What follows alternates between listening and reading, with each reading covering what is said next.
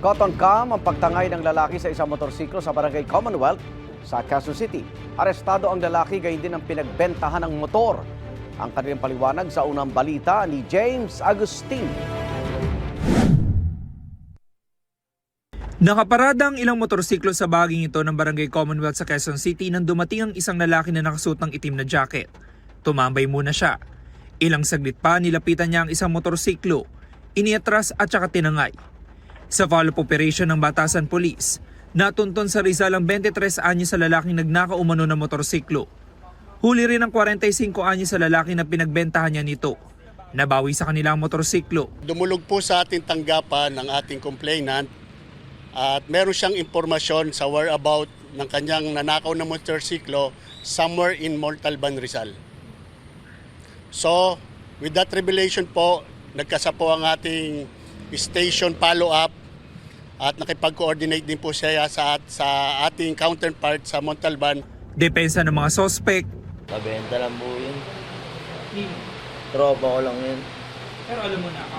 Hindi rin po. Hindi ko nga po alam na nakaw yung motor na yun eh. Magkano pinag kasi? 5 po. 5,000. Dumulog din sa police station ng isa pang biktima na ninakawan din umano ng motorsiklo ng naaresong sospek. Na-recover naman ang kanyang motorsiklo sa barangay Batasan Hills. Arestado ang 20 anyos sa lalaki na bumili umano ng nakaw ng motorsiklo. Hindi ko po alam na nakaw yun po, ma'am. Iniwan lang po sa akin ng tropa kung ano yun, nung binagbentahan niya, nung nangarnap.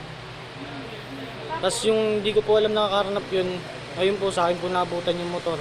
Iniimbestigahan po natin sila kung sila ba ay parte ng malaking grupo na nag-ooperate dito sa Quezon City na may ganitong modus operandi.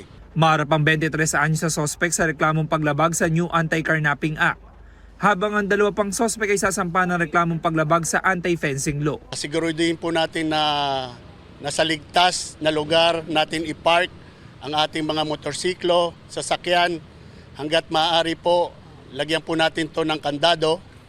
At para naman po sa mga bumibili ng mga second-hand na motorsiklo at sasakyan, siguraduhin po natin makipag-coordinate po tayo sa LTO para po malaman natin kung nakaw na po ba ang nabili nating sasakyan.